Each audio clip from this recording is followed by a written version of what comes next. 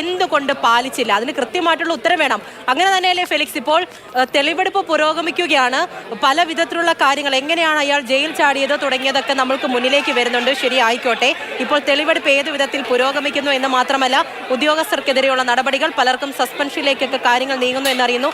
ആകെ മൊത്തത്തിൽ എങ്ങനെയാണ് കാര്യങ്ങൾ പോകുന്നത്? തീർച്ചയായിട്ടും ഇത് നേരത്തെ രതീഷ് സൂചിപ്പിച്ച പോലെ തന്നെ കണ്ണൂർ സെൻട്രൽ ജയിലിനുള്ളിൽ എന്താണ് നടക്കുന്നത് എന്ന കാര്യത്തിൽ പൊതുവെ ജനങ്ങൾക്ക് എന്താ നടക്കുന്ന കാര്യത്തിൽ കുറച്ച് വ്യക്തതയുണ്ട്. കാരണം നേരത്തെ തന്നെ മൊബൈൽ ഫോൺ പിടിക്കുന്നു, ഫേസ്ബുക്ക് ഉപയോഗിക്കുന്നു, അല്ലെങ്കിൽ കഞ്ചാവ് ലഭിക്കുന്നു, മറ്റ് ചാർജർ, മൊബൈലിൻ്റെ സിം, ചാർജർ, ഒരു മൊബൈൽ കിട്ടുന്നതൊക്കെ ഒരു ചാർജർ കിട്ടിയാൽ അതെങ്ങനെ ചാർജ് ചെയ്യുന്നൊരു ചോദ്യമുണ്ടല്ലോ. കണ്ണൂർ സെൻട്രൽ ജയിലിനകത്ത് ഒരാൾ മൊബൈൽ ഉപയോഗിക്കുന്നത് അത് ഒളിച്ച് കിടത്തിയെന്ന് നമുക്ക് വിചാരിക്കാം.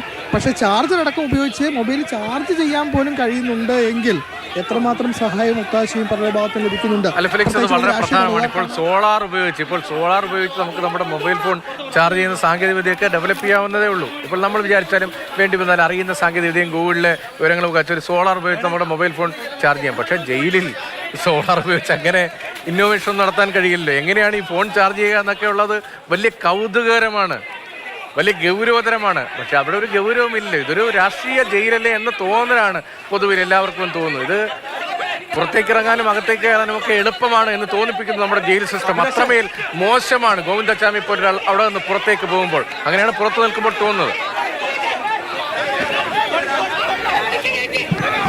രതീഷ് മാത്രമല്ല, ഇതൊക്കെ അതായത് ഈ കഞ്ചാവും മറ്റ് ലഹരി വസ്തുക്കളും ഒക്കെ പുറത്തുനിന്ന് എറിഞ്ഞൊക്കെ കൊടുക്കുന്നുണ്ട്. അതൊക്കെ നമ്മൾ പണ്ട് വാർത്ത നൽകിയതാണ്. ആ രീതിയിലുള്ള കാര്യങ്ങളൊക്കെ തന്നെ കണ്ണൂർ സെൻട്രൽ ജയിലിനകത്ത് നടക്കുന്നുണ്ട്. മാത്രമല്ല ഒരു ജയിൽ ജീവനക്കാർക്ക്, ഇപ്പോൾ ജയിൽ ജീവനക്കാർ തന്നെ പലർക്കും പല ലഹരി വസ്തുക്കൾ എത്തിച്ചു കൊടുക്കുകയും ഗൂഗിൾ പേ വഴി പണം നൽകിയെന്ന് തുടങ്ങിയ ആരോപണങ്ങളൊക്കെ നേരത്തെ ഉയർന്നു വന്നതാണ്. പക്ഷേ അതിലൊന്നും തന്നെ വലിയ അന്വേഷണം ഉണ്ടായിരുന്നില്ല. കണ്ണൂർ സെൻട്രൽ ജയിലിനകത്ത് മൊബൈൽ ജാമറുകൾ സ്ഥാപിച്ചിട്ടുണ്ട്, മൊബൈൽ ഫോൺ പ്രവർത്തിക്കാതിരിക്കാൻ. ഈ മൊബൈൽ ഫോൺ ജാമറുകൾ ഉപ്പ് ഉപയോഗിച്ച് അത് പ്രവർത്തനരഹിതമാക്കിയിരുന്നു. വളരെ കാലമായി അത് പ്രവർത്തിക്കുന്നില്ല. കാരണം ഈ തടവുകാരുടെ ഭാഗത്തുനിന്നും ഈ രീതിയിലുള്ള സമീപനമാണ് ഉണ്ടാകുന്നത്. പക്ഷേ ഏറ്റവും പ്രധാനപ്പെട്ട കാര്യം, ഈ സുഖ സൗകര്യങ്ങളൊക്കെ കൂടുതലായി ലഭിക്കുന്നത് രാഷ്ട്രീയ തടവുകാർക്കാണ്. അതുകൊണ്ട് തന്നെ സർക്കാരുകളോ രാഷ്ട്രീയ പാർട്ടികളോ അല്ലെങ്കിൽ ഇതുമായി ബന്ധപ്പെട്ട ആളുകളോ ഒന്നും തന്നെ ഇതിൽ ഇടപെടാറില്ല.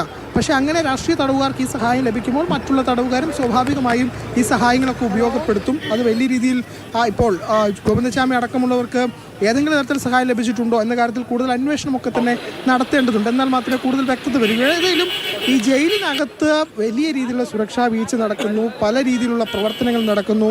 ഒരു തരത്തിലും അത് തടയുന്നില്ല, അതിങ്ങനെ തുടർന്നുകൊണ്ടേ പോകുന്നു. അതാണ് ഏറ്റവും പ്രധാനപ്പെട്ട കാര്യം. മാത്രമല്ല ഈ ഇപ്പോൾ ജയിൽ ഉപദേശക സമിതി അംഗം കൂടിയായ പി ജയരാജൻ നേരത്തെ സംസാരിച്ചപ്പോൾ അദ്ദേഹം മാധ്യമങ്ങളോട് വ്യക്തമാക്കിയത് ഇങ്ങനെയാണ്: ജയിലിൽ, കണ്ണൂർ സെൻട്രൽ ജയിലിൽ 1000-ലധികം തടവ് പുള്ളികളുണ്ട്. 100ഓളം ജീവനക്കാർ മാത്രമാണ് ഉള്ളത്. അപ്പോൾ ഈ 100ഓളം ജീവനക്കാർക്ക് ഈ 1000-ലധികം വരുന്ന തടവുകാരെ എങ്ങനെ നിയന്ത്രിക്കാൻ കഴിയുമെന്നൊരു പ്രധാനപ്പെട്ട ചോദ്യമുണ്ട്. അതിലേതായാലും ഒരു തരത്തിലുള്ള പരിഹാരം ഉണ്ടായിട്ടില്ല. ഈ ഇവിടെയുള്ള ജീവനക്കാർ, ഈ കുറച്ച് ജീവനക്കാർ മാത്രം, അവരെ ഉപയോഗിച്ച് വേണം ഇതൊക്കെ നടത്തിക്കൊണ്ട് പോകാൻ. സ്വാഭാവികമായും അങ്ങനെ സംഭവിക്കുമ്പോൾ ഈ രീതിയിലുള്ള ക്രമക്കേടുകളും ഉണ്ടാകും. കഞ്ചാവും അല്ലെങ്കിൽ മറ്റ് ലഹരി വസ്തുക്കളും മൊബൈൽ ഫോണും ഒക്കെ ഇവിടേക്ക് എത്തുന്നത് ശ്രദ്ധിക്കാൻ പോലും ആളുകൾക്ക് ഒരുപക്ഷെ കഴിഞ്ഞില്ലെന്ന് വരില്ല. അങ്ങനെ ഒരു പ്രശ്നം ഒരു പരമ യാഥാർത്ഥ്യമായി ഉണ്ട്. പക്ഷെ അതുപോലും സർക്കാർ പരിഗണിക്കുന്നില്ല എന്നതാണ് മറ്റൊരു പ്രധാനപ്പെട്ട കാര്യം. പറയാൻ കഴിയും. ഇപ്പോൾ ഒരു ജയില്, അവിടെ 1000 തടവുകാരുണ്ടെങ്കിൽ 100 ജീവനക്കാരുണ്ടെങ്കിൽ 100 അല്ല 50 ആണെങ്കിലും ഇപ്പോൾ ഒരു ഗേറ്റ് കടന്നല്ലേ ആളുകൾ അകത്തേക്ക് കയറുക. ഇപ്പോൾ തിരുവനന്തപുരം പൂജപ്പുര സെൻട്രൽ ജയിൽ എനിക്ക് നന്നായി അറിയുന്നതാണ്. പൂജപ്പുര സെൻട്രൽ ജയിലിൻ്റെ ഏറ്റവും പ്രധാനപ്പെട്ട കവാടം, അവിടെ ചെക്കിംഗ് ഏർപ്പെടുത്താവുന്നതാണ്. അകത്തേക്ക് വരുന്ന വിവരങ്ങൾ അകത്ത് രേഖപ്പെടുത്താറുണ്ട്. അവിടെ പരിശോധിച്ചാണ് അകത്തേക്ക് കയറ്റുക. എങ്ങനെയാണ് ഇങ്ങനെ ലഹരി വസ്തുക്കളും മറ്റുമൊക്കെ ജയിലിനകത്തേക്ക് അങ്ങനെ കയറ്റാൻ കഴിയുമോ? അങ്ങനെയൊന്നും എളുപ്പത്തിൽ അവിടുത്തെ ഉദ്യോഗസ്ഥർ സഹായിക്കാതെ കഴിയില്ല. അങ്ങനെ ആര് ന്യായവാദം പറഞ്ഞാലും അത് അംഗീകരിക്കാൻ കഴിയുന്നതല്ല. അത് പി ജയരാജനായാലും മറ്റാരായാലും അങ്ങനെയൊന്നും എളുപ്പത്തിൽ ഒന്നും അകത്തേക്ക് കയറ്റാൻ കഴിയില്ല. സന്ദർശന സമയമുണ്ട്. സന്ദർശനത്തിനായി എത്തുന്ന ആളുകളുടെ വിവരങ്ങൾ രേഖപ്പെടുത്തുന്നുണ്ട്, അവരെ ദേഹപരിശോധന നടത്തുന്നുണ്ട്. അതിപ്പോൾ 10 പോലീസുകാർ, 10 ജയിൽ ഉദ്യോഗസ്ഥരാണെങ്കിലും നടത്തിയല്ലേ അകത്തേക്ക് കയറ്റുക? എങ്ങനെയാണത് ഇത്ര ലാഘവത്തോടുകൂടി കണ്ണൂർ ജയിലിന്റെ പ്രവർത്തനം നടക്കുന്നതിനെ തുറന്നിട്ട് കൊടുത്തിരിക്കുകയാണോ? രതീഷ്, തീർച്ചയായിട്ടും അത് ലാഘവത്തോടെ മാത്രമല്ല. അതിനകത്തൊരു പ്രശ്നം എന്ന് പറയുന്നത് 73 ഏക്കറോളം ചുറ്റളവുള്ളതാണ്. 73 ഏക്കറാണ് കണ്ണൂർ സെൻട്രൽ ജയിലിൻ്റെ സ്ഥലം.